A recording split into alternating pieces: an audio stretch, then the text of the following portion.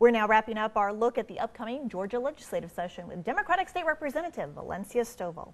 Representative Stovall, last thing, we didn't get a chance to ask you what your top goal is for this legislative session. What do you have to say?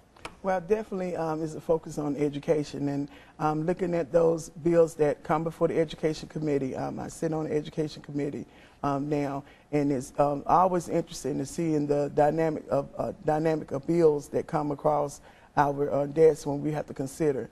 And so definitely looking at personalized learning, those bills that are focusing on that, and also teacher support. We definitely have to find a way to be able to get more support in with our teachers, and also wraparound services for our students, as was some of the top. And also, of always, when it comes to economic development, is making sure we have a qualified workforce that's here in the state of Georgia.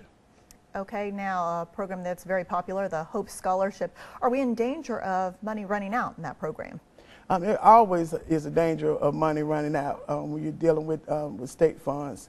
I think it is my hope that we'll be able to do, and I'm pretty sure as a legislative body, we'll be able to do all that we can to make sure that those students who are looking at doing, having post-secondary options, that still is available for them, and that is not something they would end up having to come out of their pocket to pay for. Hope Scholarship has been, and Hope Grant has been very beneficial for the state of Georgia. Do you think we're going to have to tighten the requirements for it or turn to new means? For example, there's been talk about casino gambling in our state as a way of paying for Hope Scholarships. What do you think the likelihood is of that coming up?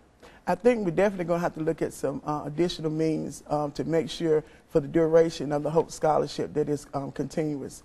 And so definitely casino, the whole topic of casino is definitely something that we should be looking into and see what else is out there that's available as well. Now, very quickly, a state court judge ruled that some DACA students, the 10 undocumented immigrant students who tried to sue to get in-state tuition in our state, they are considered legally present. Late breaking, what do you think about that and the impact on higher education? Well, I think that whenever we have students that are here, even though they may be undocumented, I think that if they've shown a commitment, have gone through school, and haven't had any disciplinary problems, that they should be given the opportunity, just as we have our citizens. But making sure that even with our citizens, making sure that we've covered everything that we need to make sure our own citizens have enough money to be able to go to school, and then along with those students that are undocumented. And in our final minute here, State Senator Renee Unterman has proposed the dental hygienist bill, which would allow dental hygienists to practice without having the dentist actually present there on site.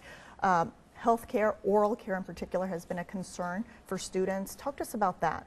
I definitely think that we're going to have to look at some different ways in the state of Georgia when it comes down to medical care, and being able to allow the dental hygienists to be able to practice without an actual dentist being there is definitely a good option.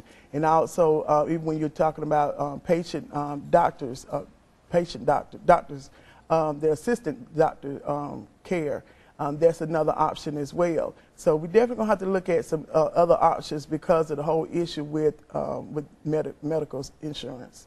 All right, well, thank you so much for joining us today, Representative Valencia Stovall, and thank you so much for joining us for this edition of Public Affairs on Peach.